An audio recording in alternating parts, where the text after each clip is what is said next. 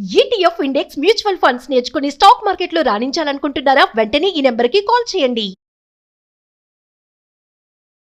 So నిజంగా మీతో మాట్లాడుతూ ఉంటే పృథ్వీ గారు ఎన్ని డౌట్స్ వస్తున్నాయి అంటే ఇంకా తెలుసుకోవాలి అని అనిపిస్తూనే ఉంది. అంత చక్కగా విశ్లేషిస్తున్నారు. First thing. నెక్స్ట్ ఏంటంటే ఇప్పుడు మనం భార్య చేతుల్లో బలి అయ్యే భర్తలు బాగానే ఉన్నారండి. ఆఫ్ కోర్స్ మీకైతే ఇంకా ఎక్స్పీరియన్స్, మీరు ఎంతో మందిని చూసింటారు కాబట్టి కొంచెం ఊరట ఏదన్నా ఇస్తే బాగుండేమో అనుకుంటే కొన్ని ఏవో చట్టాలు వచ్చాయి. భార్య కూడా భర్తను పనిష్మెంట్ ఇట్లా ఇబ్బంది పెడితే ఆవిడకు కూడా శిక్షలు ఉన్నాయి అని చట్టాలు వచ్చాయి అన్నారు. నిజంగా ఆ చట్టాలు వచ్చాయా? ఆ చట్టాలు ఏంటి ఒకవేళ వస్తే? భార్యని ఇబ్బంది పెడితే భర్తలకు పనిష్మెంట్ ఉంది, కానీ భర్తలు ఇబ్బంది పెడితే భార్యకు పనిష్మెంట్ లేదమ్మా. ఇప్పటివరకు అయితే భర్తల్ని ఇబ్బంది పెడితే భార్యలకి లేదు పనిష్మెంట్ లేదమ్మా. అంటే ఇప్పుడు భర్త భార్య రిలేషన్షిప్ లో జరిగేటువంటి అంశాల మీదే మనం మాట్లాడుకుందాం.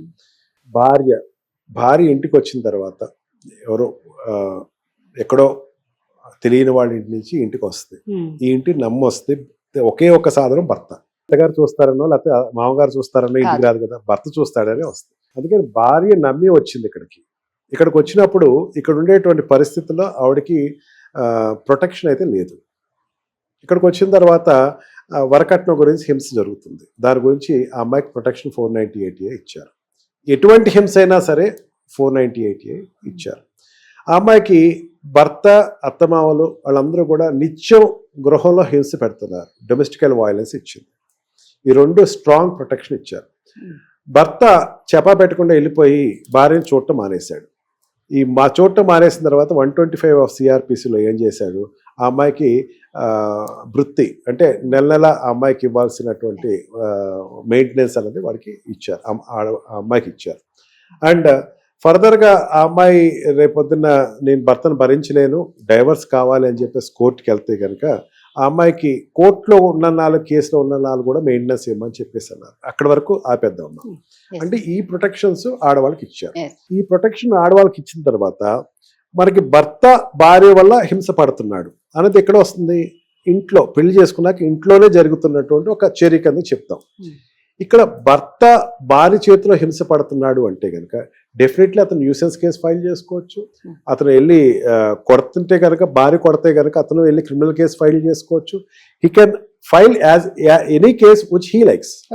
దానికి ఎటువంటి ఆపటం లేదమ్మా. మెయింటెనెన్స్ కి అడుగుతున్నటువంటిది ఇప్పుడు నాకు ఒక 1 కోటి రూపాయలు నాకు ఆదాయం వస్తుంది అంటే నువ్వు 50 లక్షలు అడుగు తప్పలేదు. నాకు నేను సంపాదించేది 30,000 అనుకోండి. నా భర్త 1,00,000 రూపాయలు సంపాదిస్తున్నాడు, నాకు మెయింటెనెన్స్ ఇచ్చేసేయండి, 30,000 ఇచ్చేసేయండి నెలలా అంటే మొత్తం ఊడ్చి ఇచ్చేసి భర్తకి ఇవ్వరమ్మ. ఇప్పుడు పెరిగిన కాన్సన్ట్రేషన్ ఆఫ్ జడ్జిమెంట్స్లో ఏమంటాడంటే భార్య స్థితిగతులు చూడు, భార్యకి సంపాదించుకునేటువంటి పరిస్థితి కనుక ఉంటే గనక భార్యకి మెయింటెనెన్స్ ఇవ్వక్కర్లేదు. ఆ భార్య కూడా డిగ్రీ చదివింది అంటే డిగ్రీ అంటే ఇప్పుడు డిగ్రీ హోల్డర్స్ భారతదేశంలో 32% పెరుగుతున్నారు అని చెప్పేసి అన్నారు, బోత్ మెన్ అండ్ ఉమెన్. ఆ అమ్మాయి కూడా సంపాదించుకునే శక్తి ఉంది. ఆవిడ కూడా సంపాదించుకుని నేను సంపాదించుకోగలను అనుకుంటే మెయింటెనెన్స్ అడగద్దు, నేను సంపాదించుకోలేకపోతున్నాను అంటే రీజన్ చెప్పి మెయింటెనెన్స్ అడుగు అని చెప్పేసి జడ్జిమెంట్స్ వచ్చినాయి. అంటే భార్య ఏదో ఇష్టం వచ్చినట్టు తను ఎంత కావాల్సిన అంత మెయింటెనెన్స్ అడిగితే ఇచ్చే పరిస్థితి ఇప్పుడు ఉండేటువంటి జడ్జిమెంట్స్లో అయితే ఈ మధ్యన ఆపేశారు. ఆ అమ్మాయికి ఏదో నాకు 10 లక్షలు కావాలి, 20 లక్షలు కావాలి అంటే ఈవెన్ కర్ణాటక హైకోర్టు ఈ మధ్యన ఇచ్చిన judgement, I think justice Lalit గారు అనుకుంటే, ఆవిడ చాలా క్లియర్గా చెప్పారు. ఏంటి 10 లక్షలతో అమ్మాయి ఏం చేస్తుంది అని అంటే అడిగారు. అంటే అనాలోచితంగా ఎక్కువ అడిగేటానికి లేదు. అతనికి వస్తుంది కదా నాకు ఇచ్చి, నువ్వేం చేస్తావు ఈ 10 లక్షలతో, నువ్వేం చేస్తావు ఎంత డబ్బుతో నువ్వు చెప్పాలి. నువ్వు ఇంట్లో ఉండటానికి ఇష్టపడలేదు, లేకపోతే నువ్వు ఉండటానికి ఎంత కావాలి నీకు లైఫ్ స్టైల్కి, అట్లకి నీకు కార్ మెయింటైన్ చేస్తానండి, 4-5 కార్లు మెయింటైన్ చేస్తానండి, నాకు 4-5 కార్లకి డీజిల్ కావాలండి, పెట్రోల్ కావాలండి, నేను అదే జిమ్కి వెళ్తానండి, లేకపోతే ఇవి కావు.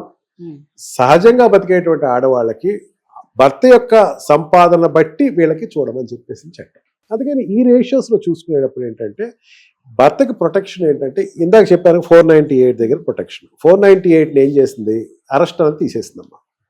498లో ఒకప్పుడు అరెస్ట్ ఉండదు, 498లో అరెస్ట్ తీసేస్తుంది. డొమెస్టికల్ వైలెన్స్లో అత్తగారు మామగారు వీళ్ళందరి మీద కూడా పెట్టేస్తారు. 498లో కానీ DVCలో కానీ అత్తగారు మామగారు అందరి మీద పెట్టేస్తారు. వాళ్ళందరూ కూడా కోర్టుకు రావక్కర్లేదు అని నెంబర్ ఆఫ్ జడ్జిమెంట్స్ వచ్చినాయి. అండ్ ఈ what we call divorce maintenance 125 maintenance ఇంతకు ముందు మీకు చెప్పాను. 125 మెయింటెనెన్స్ భార్య ఒక్కళ్ళే కాదు, భర్త అనేవాడు వాళ్ళ తల్లిదండ్రులు కూడా చూసుకోవాలి. వాళ్ళ తల్లిదండ్రులకి ఎంత ఇవ్వాలి, తనకు అప్పులు తీర్చాలి, అప్పులకి ఎంత కట్ అవుతున్నాయి, రిమైనింగ్ టేక్ హోమ్ వచ్చినటువంటి అమౌంట్లో మాత్రమే క్యాలిక్యులేట్ చేసి అమ్మాయికి ఇవ్వాల్సినటువంటి 35% 40% ఇవ్వు. పిల్లలు ఉంటే 50 వరకు వస్తుందమ్మా, 50 అదైనా 45 మించదు. మీరు భారతదేశం అంటున్నారు, చాలా మంది భారతదేశంలో ఎక్కువ, అమెరికాలో అయితే బాగా ఉంటాయి, లేదు అమెరికాలో ఇంకా అధ్వానంగా ఉంటాయి అమ్మా. అమెరికాలో 50% ఎవరు అడిగితే వాళ్ళు ఇచ్చేయాల్సిందే. భార్య అడిగితే భార్య 50% ఆఫ్ ఇన్కమ్ భర్తకి ఇచ్చేయాలి. భర్త కనుక వచ్చి భార్యను అడిగితే 50% ఆఫ్ ఆదాయం లేదా 50% ఆఫ్ ఆస్తులు ఇచ్చేస్తుంది. అందుకని అమెరికాలో ఏం చేస్తారంటే పెళ్లి చేసుకోరు. చాలా మందికి తెలియని రహస్యం ఏంటంటే పెళ్లి చేసుకుంటే రేపు పొద్దున విచ్ఛిన్నం అయిపోతే కనుక 50% ఇవ్వాలి.